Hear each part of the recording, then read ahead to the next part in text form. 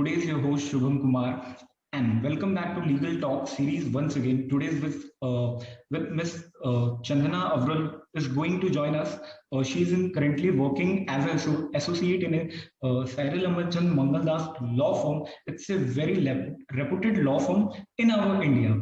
Before this job, she's also worked as an associate in Nayak and Nayak Co.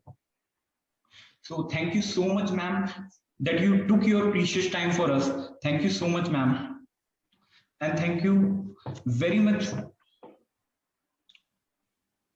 Thank you for having me so much, and I look forward to having a nice chat with you. Ma'am. So, ma'am, my first question is, can you please tell us a little bit about your background? So I did my BA LLBs from Jindal Global Law School.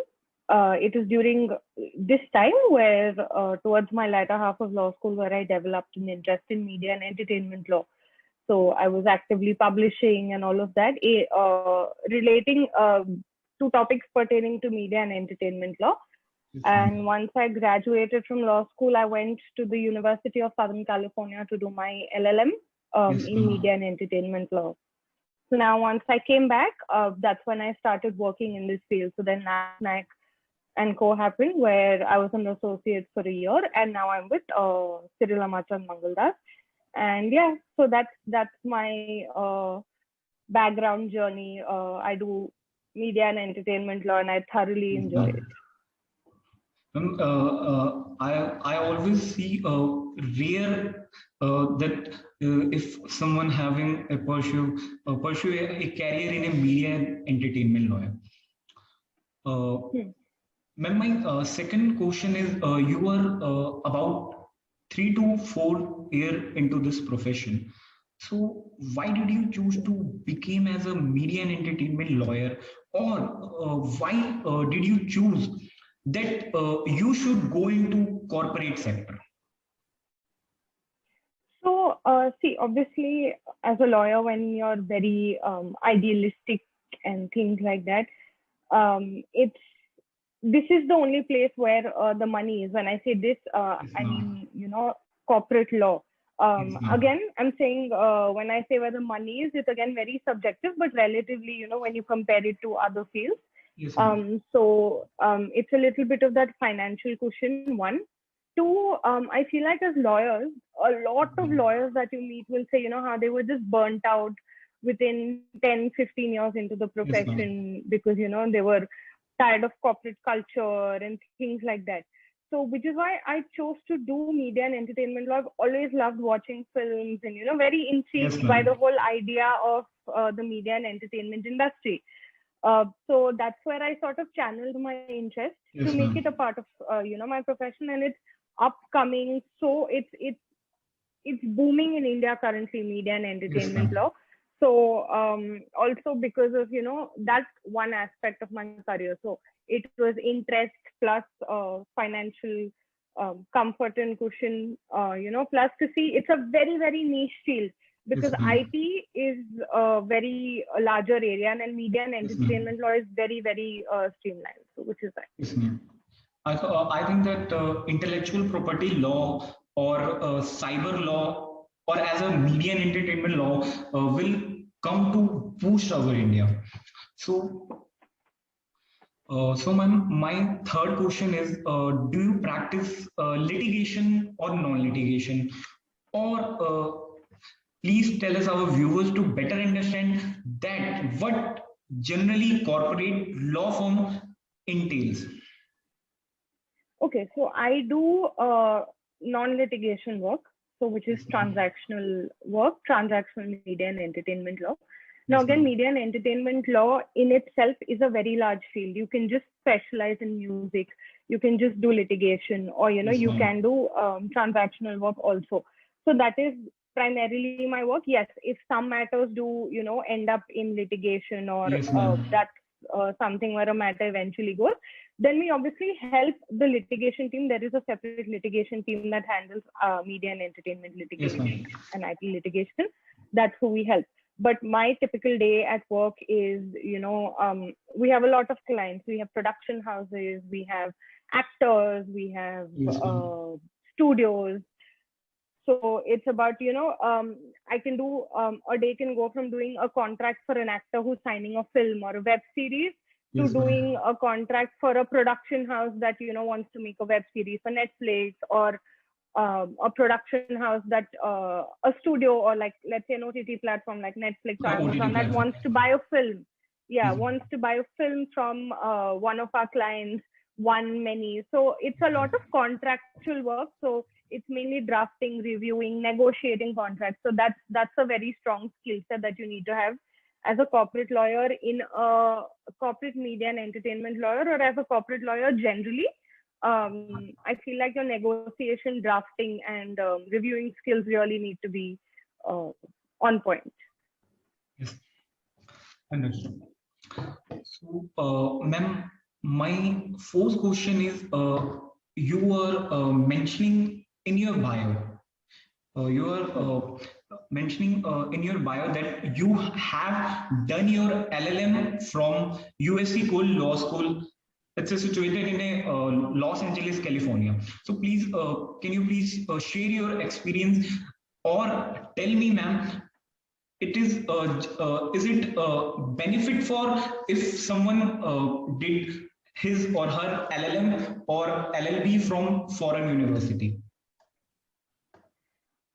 See, again, I think with an LLM, Yes, very ma'am. honestly, it adds a lot of value to you academically. Now, there are a lot of considerations when somebody goes to do the LLM, Yes, ma'am. financial considerations being of prime importance. Yes, That ma'am. being said, I feel like an LLM does add value to your CV. It sort of helped me, it gave me personally, it gave me Yes, a ma'am. direction into, my career, or the place that I want to go. But if somebody chooses not to do an LLM also, I feel like it's fine. It's not a, blazing gun to your head that you have to do it. But Yes, yes, ma'am. it's a great experience. It for me, my LLM was, while I did media and entertainment law, the perspective, the kind of people who teach you there. You have heads of like Viacom and like top media and entertainment Yes, lawyers ma'am. coming and teaching you, and learning from them gives you another perspective, which, in India, our copyright law as such, plus media and entertainment law, is constantly evolving. While the US has a relatively better established system, okay? When I say US, I also mean US, UK, relatively better established systems when it comes to copyright and things like that. So a lot of times, something that I learned in the US Yes, ma'am. at my degree there sort of Yes, comes ma'am. up here, and, you can apply that. So why you want to do your LLM is very, very important. If you wanted to add value, if you want to settle in the US. So there are a lot of reasons and considerations. That being said, it does add value to you. I Yes, feel ma'am. like if there are 5 people interviewing with you for a media and entertainment law position, somebody who's done their LLM in media and entertainment law, Yes, just a ma'am. specialized LLM, will sort of, be given that a little more, preference. This again is something that is, I'm not generalizing or, stereotyping, nothing like that. It's just a lot of times the impression is, okay, she's very serious about Yes, ma'am. this is something that she wants to do. So I feel like that's one advantage that you derive out of it. But if you choose not to do it, that's also completely okay. Ma'am, but I couldn't think that if someone has done LLM or LLB from foreign university is generally a difference, make difference between foreign LLM or India LLB or LLM. Yeah, it doesn't really matter, very honestly. Like I'm saying, these are a few things that, like, because I did my master's in media and entertainment law, like, I personally felt like in a lot of places that I interviewed initially, Yes, they were like, ma'am. oh, okay, you've done your master's in media and entertainment, you're serious about this, this is, something that you want to stick with and pursue. It just sort of brings in that impression change. Yes, But if ma'am. you have most of my colleagues haven't done their master's in media and entertainment law. Yes, ma'am. So it really, Indian, foreign, nothing matters. I'm somebody who loves to study. So that's also a reason why I sort of, took that 1 year and went and did my LLM. It adds a lot of perspective. Yes, ma'am. So do it from an Indian university or foreign university? I don't think any of that matters. Just decide why you want to do an LLM and then go for it. As per opinion for his LLM. Sorry?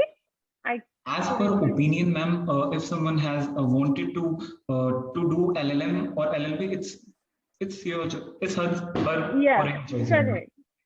Yeah, true. Ma'am, my last question is, if you have any general tips for law student who want to make career in a corporate field or who want to make to crack a competitive exam. So if you have any general tips for them, ma'am. See, I've never really cracked too many competitive exams. While I was in the US, I did attempt to give the New York bar exam, which that's a whole LLM understanding. Once you do your LLM, Yes, you're ma'am. allowed to give your exam. But I feel like if there is a competitive exam that you are wanting to write as a law student, then look at that as a full-time job. That's something that I feel a lot of my peers who were successful in cracking competitive exams did. Yes, ma'am. So think of it as a 9-to-5 job and study for it as, just think, like I would go to the library in the morning at 10 and only come out, at like 5 or 6 and have my meal there and things like that. So consider it to be a full-time job and study. Of course, your mental health and all of that, you have to give it a lot of importance. Don't stress out too much. All of that you have to take care of. Do things that relax you also. If it does not happen in the first attempt, you can give another attempt. I'm somebody who didn't get through CLAT personally, but I'm very happy where I am in my life right now. Okay, so those are considerations that you should have to make to get into corporate law or to channel your career in that path. I feel like intern at law firms as much as you can. Intern wherever you can. Don't have this whole thing of top law firms or mid-level law firms, because the most I have learned have been at smaller law firms. They have the ability and the resources to train you. Okay, so intern as much as you can. If there is a specific field that interests you in corporate law, try and publish papers. I think Law Octopus puts out a lot of call for papers and things like that. Structure your CV in a way where you're showing the person who's interviewing you that, oh, okay, she knows what she or he knows their stuff. They're serious about this, and they have a passion for it. Because at the end of the day, I think that's something that everyone wants to see. And I feel like, I think these are two things. Like, just